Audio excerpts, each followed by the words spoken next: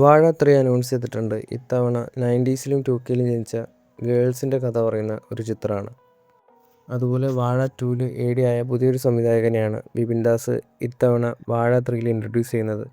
മമ്മൂക്ക, നിതീഷ് സഹദേവ് സിനിമയ്ക്ക് ഏകദേശം 100 ദിവസത്തോളം ഷൂട്ടിംഗ് പ്ലാൻ ചെയ്യുന്നുണ്ട്.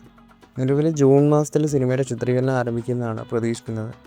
ആസിഫ് അലി ജിസ്റ്റോയ് കൂട്ടുകെട്ടിൻ്റെ പുതിയൊരു സിനിമ അനൗൺസ് ചെയ്തിട്ടുണ്ട്. ഇത്തവണ ത്രില്ലറാണ് ജോണർ. 70 ദിവസത്തോളം ഷൂട്ടിംഗ് ആണ് ചാർട്ട് ചെയ്തിട്ടുള്ളത്. അതുപോലെ സിനിമയുടെ സ്ക്രിപ്റ്റ് ബോബി സഞ്ജയ് ആയിരിക്കില്ല, വേറെ 2 പേരായിരിക്കുമെന്നാണ് അറിയാൻ സാധിക്കുന്നത്. ആംഗം സിനിമയുടെ ഷൂട്ടിംഗ് റാപ്പായിട്ടുണ്ട്.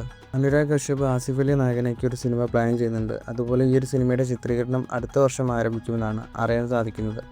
സൂര്യയുടെ അടുത്ത പ്രൊജക്റ്റും ഒരു മലയാളി ഡയറക്ടറുമായിട്ട് കൺഫേം ആയിട്ടുണ്ട്. സൂര്യയുടെ അടുത്ത പടവും ഡയറക്റ്റ് ചെയ്യുന്നത് ഒരു മലയാളി ഡയറക്ടറാണ്. നഹാസ് സംവിധാനം ചെയ്യുന്ന ഈ ഒരു സിനിമയുടെ വർക്കുകൾ ഈ വർഷം എൻഡിൽ സ്റ്റാർട്ട് ചെയ്യുമെന്നാണ് അറിയാൻ സാധിക്കുന്നത്. ഫഹദ് ഫാസിലിൻ്റെ കരാട്ടെ ചന്ദ്രൻ എന്ന സിനിമയുടെ ഷൂട്ടിംഗ് ഓഗസ്റ്റ് മാസത്തിൽ ആരംഭിക്കും.